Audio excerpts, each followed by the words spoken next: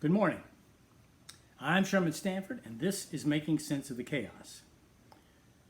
We're currently discussing synergism and its chief expression in the world today, at least in America, which is known as Arminianism. Probably the easiest way to explain what's going on with Arminians, synergists, is to ask you, if you're a Christian, why did God save you? Why did God save you and not the fella just down the street? What's the difference? What makes you to differ, as the Bible says? Right? If you say, well, I made a decision for Christ, I chose to believe, and he didn't, then the difference lies in you. But if you say, well, God changed my heart, gave me a new heart, new eyes, and faith, and regenerated me, has carried me on through. He did everything from start to finish. Then what you're saying is monergism. The first is the picture of synergism, that is, you and God worked for your salvation. You had to make a decision. In response to the decision you made, he saved you. That's the majority view in America today, and that's not what the Bible teaches. It's not even almost what the Bible teaches.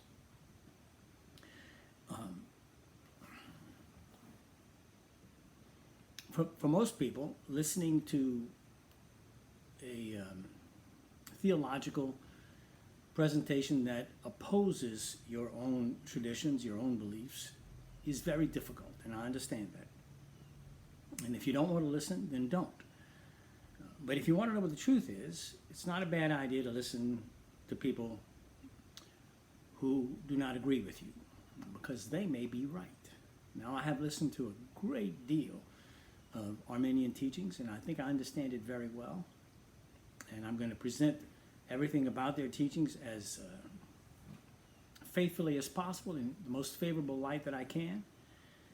But at the end, you will find that their case is simply not compelling.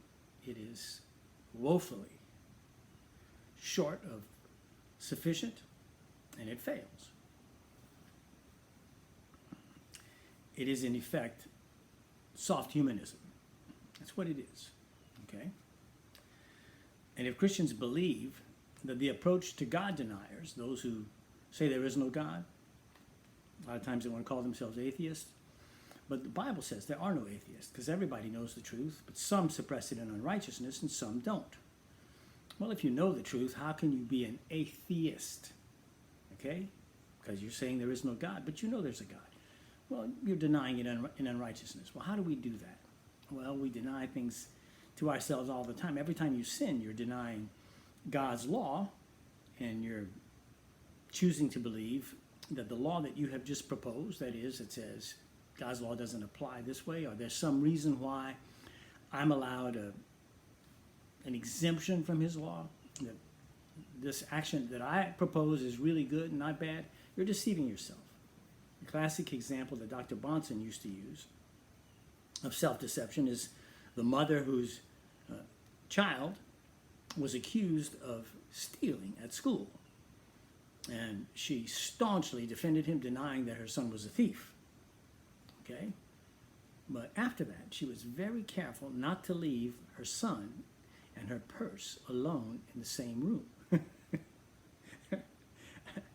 Though I'm sure that she continued to believe that she believed that he was not a thief, but she acted upon what she really believed. Okay? And they are really rebels against God, and they act upon their rebellion. Because how in the world do you, if you deny God exists, okay? If you don't think he exists, how can you identify yourself as an atheist? How can your life be devoted to rebelling against him? It doesn't make any sense. I mean, how much time do you spend arguing against the existence of the Easter Bunny or Santa Claus? Let me guess. None, right? Why? They don't exist. Everybody knows they don't exist except maybe small children, and you aren't going to argue with them. What would be the point of that?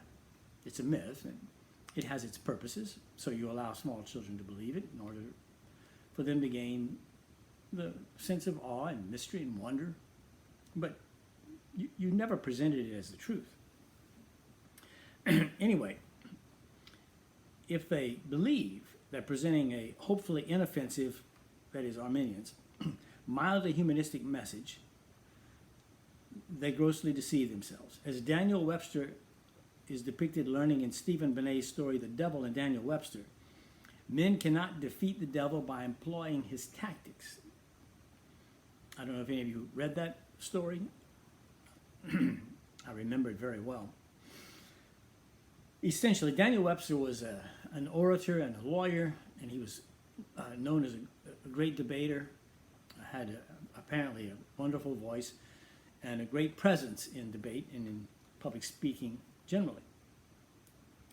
And he was making an argument in favor of someone who had sold his soul to the devil. And he was defending the fellow who had sold his soul to the devil. And in the course of his argument, the devil kept attacking him, and unfairly. And so finally, Daniel Webster begins losing his temper, and he begins to use rough language and to curse the devil. And then he sees the devil grinning slyly, and he realizes that by employing the devil's tactics, that is, by getting in the dirt and fighting with the devil, that he was losing, that the devil was winning. And so he repented of that and went back to the moral high ground and ended up winning the fellow's soul. It's a story, but there's a good point there. Attempting to soft pedal man's helplessness before God while emphasizing man's contribution to his own salvation has several fatal flaws. First, it's false. Nothing short of regeneration, which only God can accomplish, will change the heart of hatred unbelievers have toward God. It was true in my case. It's true in every case. All right? Jesus says in John 6, I think 37, that men are unable to turn to God.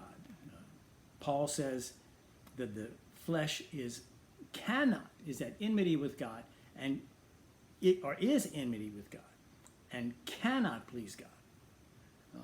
So it's very clear. Second, if unbelievers have any interest in the gospel wrapped in soft humanism, it is highly likely to exist only because it does not threaten their humanistic presuppositions, while it continues to allow them to rationalize a flimsy reconciliation between their humanistic rebellion against God and their, to me, inexplicable hunger for acceptance within the Christian community, while at the same time denying the Christ of Scripture. And the reason I say it's inexplicable to me is that when I was in denial of God's existence, when I was an outright rebel against God, the last thing I wanted to do was to be accepted within the Christian community. I thought they were a bunch of silly hypocrites, and I had no desire to be accepted by them. I see others who clearly are not Christians, but who seek to insinuate themselves into the Christian community. And I know it's true, but quite frankly, makes no sense in the world to me. No sense in the world to me. And I suppose what I did makes no sense in the world to them. Different strokes for different folks, right?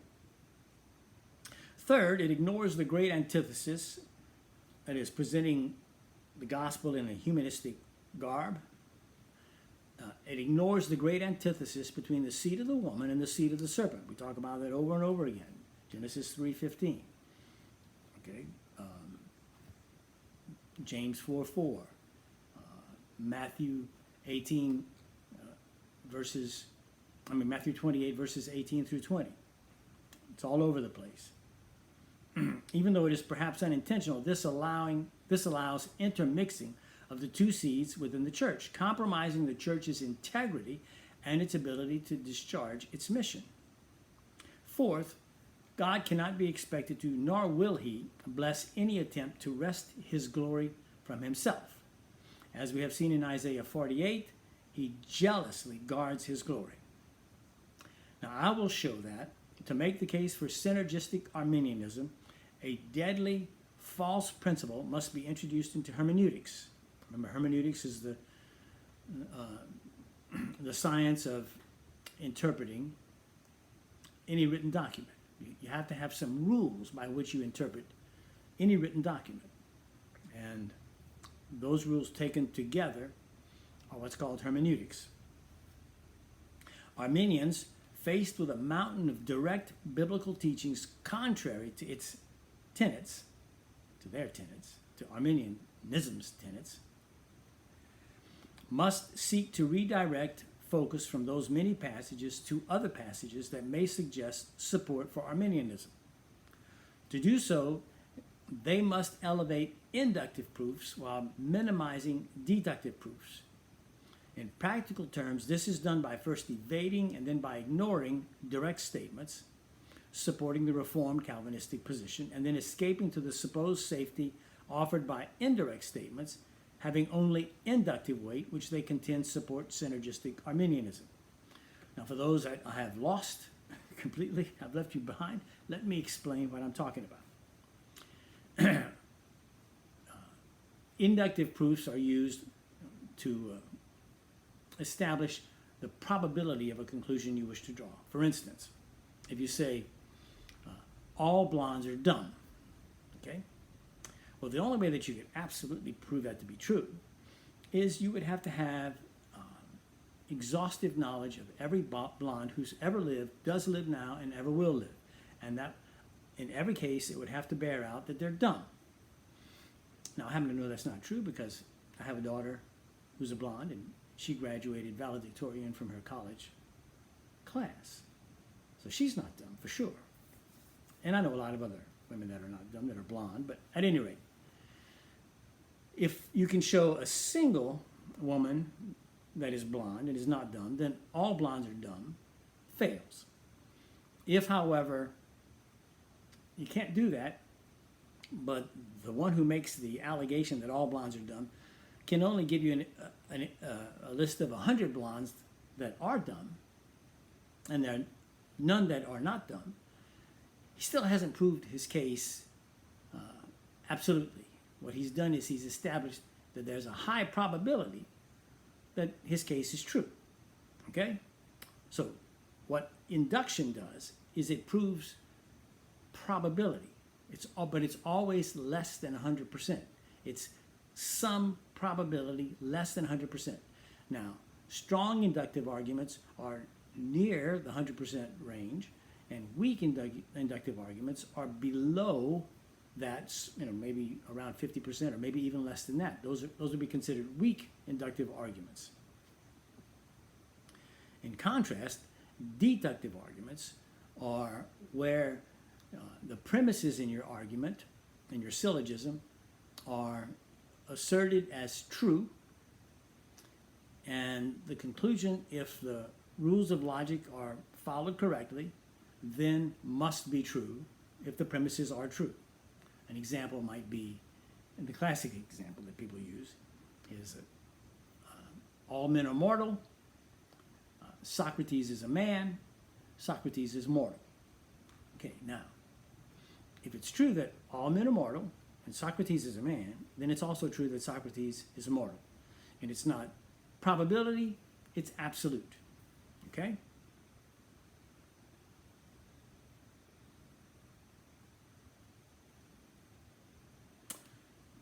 In effect, offering inductive arguments to rebut deductive arguments amounts to attempting to defeat certainty with probability. Now let that sink in, because this is the basic tactic of Arminianism, of synergism. That's why it's so dangerous, because it violates the rules of logic. Okay? Probability never defeats certainty. 90% of something doesn't defeat 100% of something. It cannot. Okay? And that's what they're doing. If I'm wrong about that, then somebody can show me that I'm wrong about that. If there are absolute statements of truth, direct statements that are in fact true, that prove their case, then we end up with direct statements that prove Arminianism and direct statements that prove Calvinism, which proves the Bible contradicts itself. Is that better? I don't think so. You understand that if you accept contradiction as a part of an acceptable part of your belief system falls apart at every seam.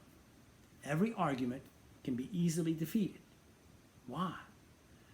Because, in effect, you say it's legitimate for a thing to be true and not true at the same time and in the same sense. And therefore, any statement can be both true and not true at the same time and in the same sense. Now, explain to me, present to me, a system of thought that can withstand that kind of attack. All right? I gave an example some time back about going to Sears to buy a washing machine and meeting with a salesman who had, he saw that I had a theology book, and he said, "Oh, theology, I've been reading a book on theology." And I said, "Well, tell me about it." And he said, "Well, basically the author contends that contradiction is a normal, acceptable part of everybody's life, everyday life. I mean, it's acceptable." And I said, "Oh, that's great."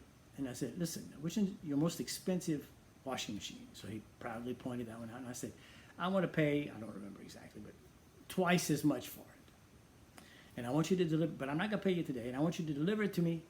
And I'm not going to pay for it then either. I'm not ever going to pay for it. And he looked at me like, what?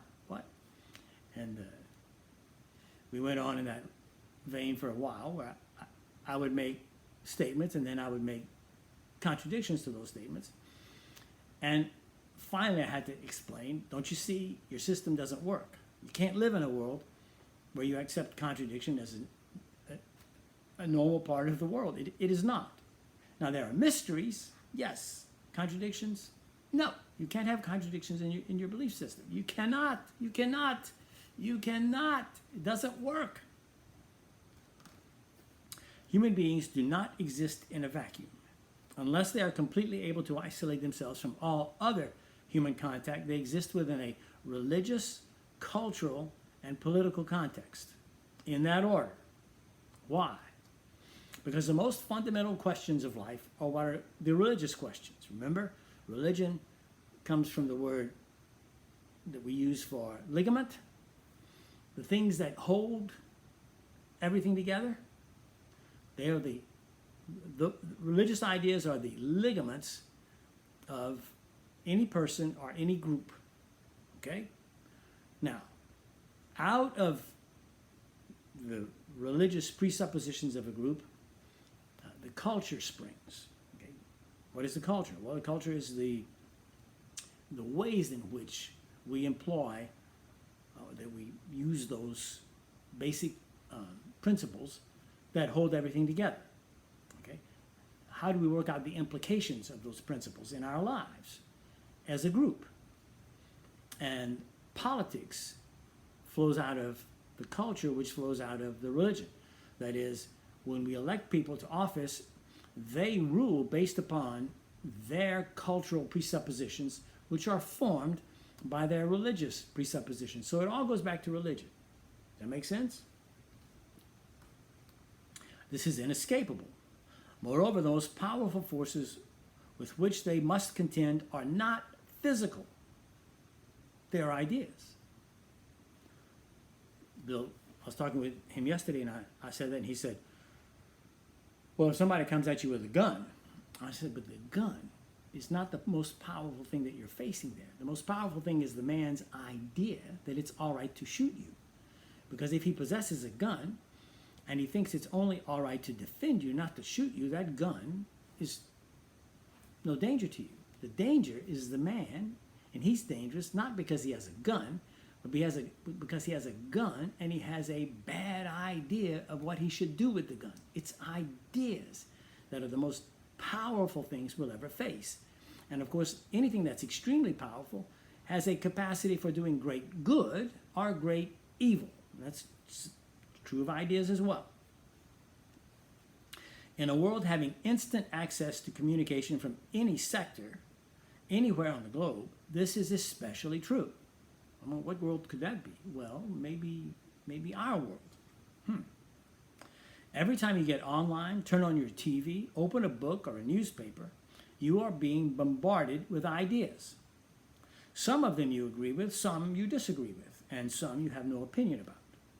However, each of those ideas is a seed. Planted in the soil of your mind, it will grow if your mind is previously conditioned to accept it. If the soil of your mind is properly prepared, the seed will grow. It will die if your mind is conditioned to resist it. Rocky soil, what happens to the seed Jesus told us about? Well, it dies. The a priori condition, that is the condition that must be in existence before the seed falls into your mind. The a priori condition of your mind is determined by your worldview, your paradigm, your religious presuppositions regarding reality. Okay, it all comes back to religion. Everybody has a religion. Everybody has a religion. Everybody has an ultimate authority, and they always obey the ultimate authority in their lives. And that ultimate authority is their God. It may be themselves, but it's nevertheless their ultimate authority, and therefore it's their God. Well, what if they make the earth their ultimate authority? And, well, okay, fine. But if the earth is the God, doesn't the earth require gods and goddesses to tell you what to do? And they then become the ultimate authority in the name of their God, which really means they're the ultimate authority. Well, what's the difference between that and Christianity? Well, we have the Word, and we can all read, and we go directly to the Word. And if the fella standing up there in the pulpit is telling you things that are not in the Word, you can go to him and say, that's not in the Word. And if he continues to teach you things that are not in the Word, you have the freedom to walk right down the street to another church. You don't have to stay there. That's the difference. Ultimately, although there are many subtle shadings, there are only two organizing principles for reality. And I can't say this often enough. It's God or chaos. Those are your choices. If people think about this at all, they usually see the opposing poles as God or man. However, when carefully examined, it becomes quickly apparent that man, apart from a firm grounding in God, can only ground himself in chance, which is equivalent to randomness, which is equivalent to chaos. Is this hard to understand? Think about it. It's either God or it's chaos. If you ground your ultimate ordering principle in man, and man exists purely by chance, okay?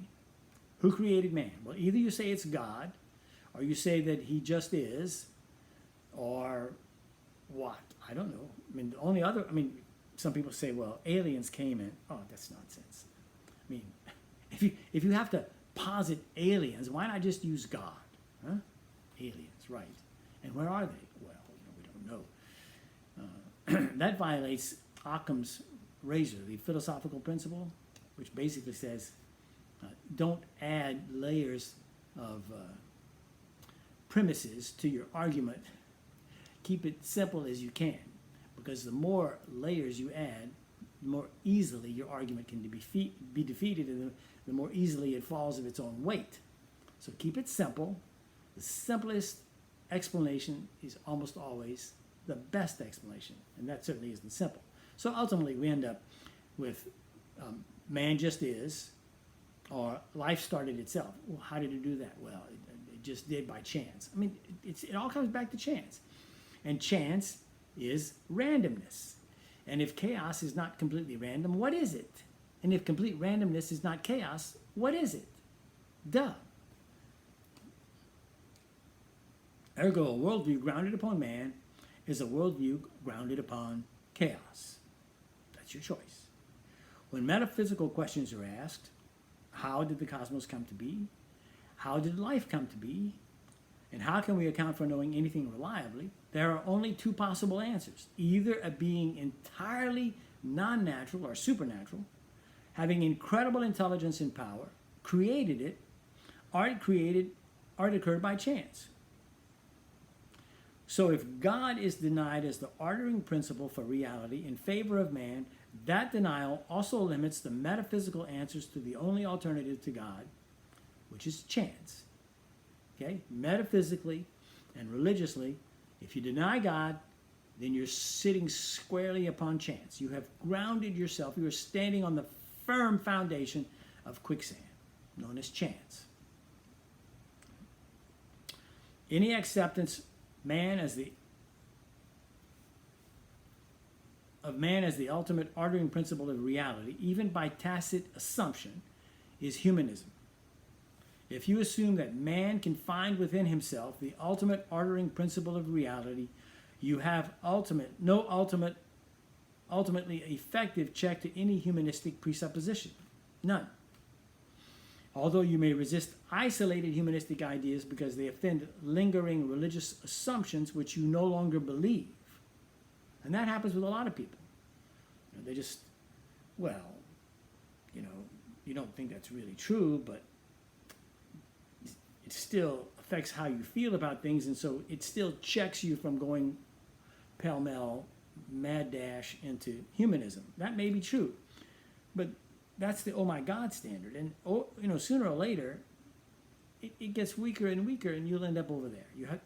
You have no effective theological or philosophical or intellectual basis upon which to start.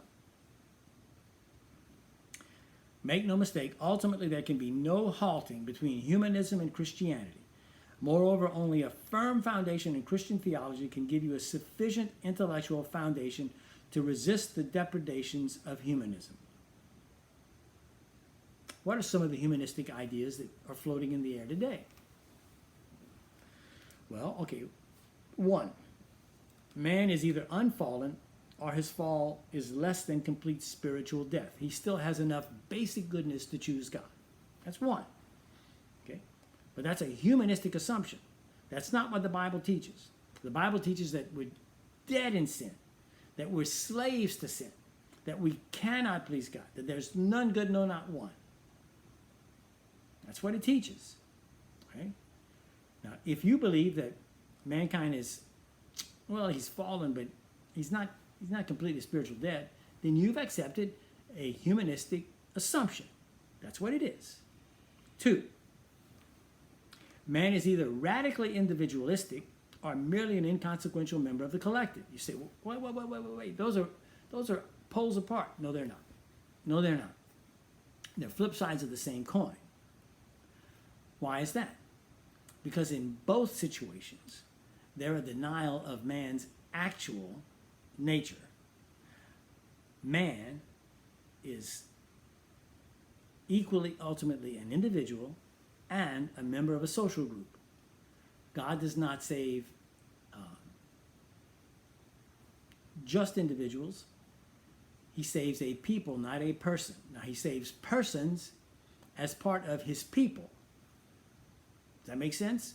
So we can't view ourselves as Lone Ranger Christians, and we're not part of a collective with no individuality. We are individuals who are part of the church, part of a group.